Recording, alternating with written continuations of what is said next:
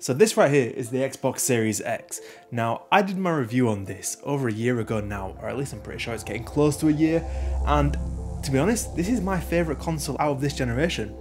However, I'm not in the majority of people who agree with that. Now, if you do a bit of research and look online at the sales reports for the Xbox Series X and S combined compared to the PS5, you can see that the PlayStation 5 is almost selling 3 times as many consoles as the Xbox Series S and X combined. Now, you've got to remember there's usually 2 reasons why people are going to choose either to buy an Xbox Series X or the PlayStation 5.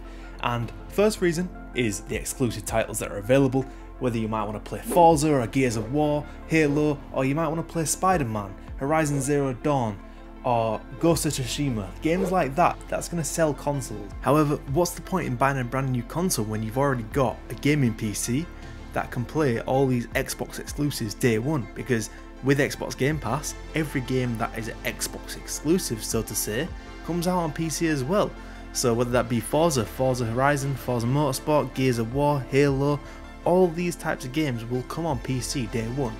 And even though Sony have started releasing their exclusive games on PC, you don't see them come out on PC at least for another year after they've been released on the PlayStation 5.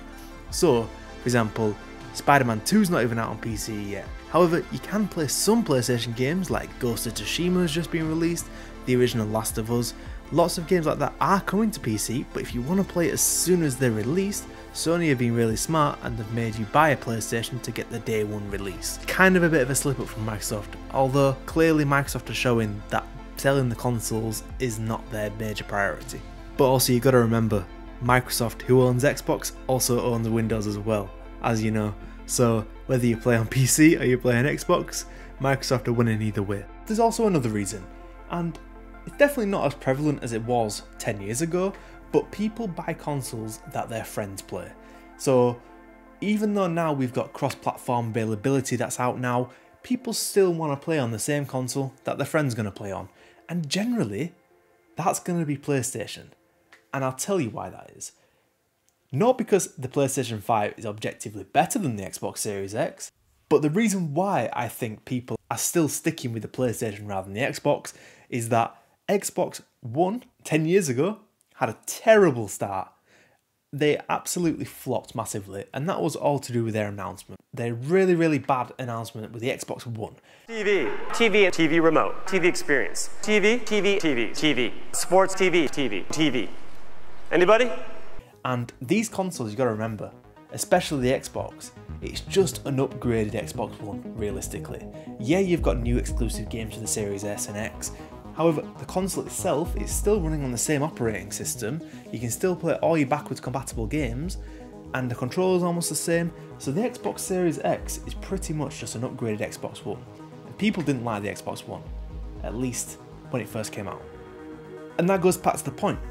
People invested in the PlayStation 4 by buying the consoles, and in the era we're in now, where games are purchased digitally a lot, you've got your PlayStation account set up already.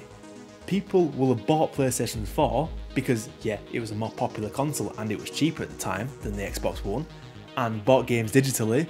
All your progress for your games are on there, and why would you want to swap over to Xbox Series X or Xbox One when all your game and all your owned games and all your progress and all your friends, they're all on your PlayStation 4 you already had. You can transfer all that onto your PlayStation 5. It just makes sense to upgrade to a PlayStation 5, even if it's not the better console, just because you had a PlayStation 4. And Sony have really got that hooked, because all your games, same with the Xbox, but all the games that you bought on your PlayStation 4 digitally, all your expansion packs, all your cosmetics that you bought in certain games, all of that transfers over. So I truly think, in terms of why people are still buying PlayStations over the Xboxes, one of the major reasons is that the PlayStation 4 was just better than the Xbox One. At the time it was more powerful. So I really think the Xbox hasn't sold as well as the PlayStation 5 is because people just had the PlayStation 4, because the PlayStation 4 sold better as well. And because we're in an area of digital games and everything just links over, why would you want to start over again? That's my stance anyway. So I think people are going to start sticking with the console they've already got. Now, a few reasons why I like the Xbox better than the PlayStation. Now I would personally main the Xbox Series X rather than the PlayStation 5 for a few major reasons. One, this Xbox is more powerful. It's not noticeable, but it is more powerful. It runs quieter, so you can't hear the fans anywhere near as much as you can on the PlayStation. Backwards compatibility is just elite. For example, I really want to play The Division, for example. It's one of my favourite games of all time. If I want to play that on the PlayStation 5, you're going to be playing at 4K, yeah, cool, but you're only at 30 FPS. However, on the Series X, it plays at native 4K, and it's also at 60 FPS, with a FPS boost. Backwards compatibility on Xbox is just unmatched. With other games as well, for example Forza Horizon, that's an incredible game to play on the Xbox. Get a physical disc of that, insert it into the Xbox, and you're playing 4K at 60 FPS at Forza Horizon 1. And there's just not that backwards compatibility support with the PlayStation 5.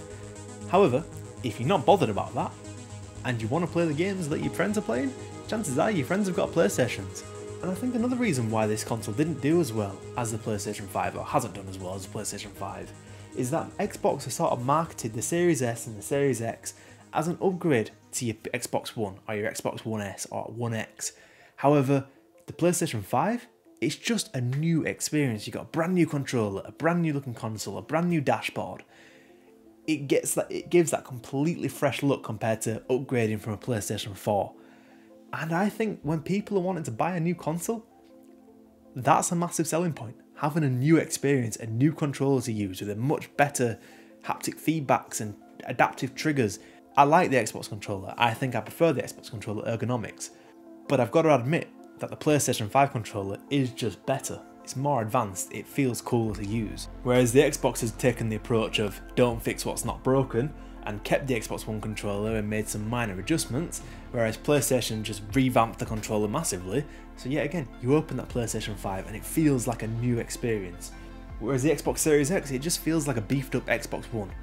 And for me, I don't mind that. I prefer the design of the Xbox Series X, but that's all subjective. But the objective side of it, Xbox is faster. People buying consoles don't care about that. They want the exclusive games and they want the console their friends play. And because the PlayStation 4 was a better console in my opinion, and a lot of other people agreed with that, the PlayStation 4 did so well. But because everyone had a PS4, why would you want to go for an Xbox Series X when you've already got a PlayStation account? You can buy a PS5 and all your games transfer over, and perfect, you're ready to go.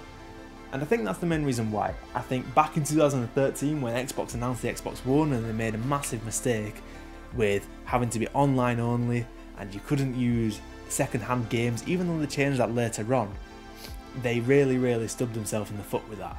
And I think that's stuck until this day.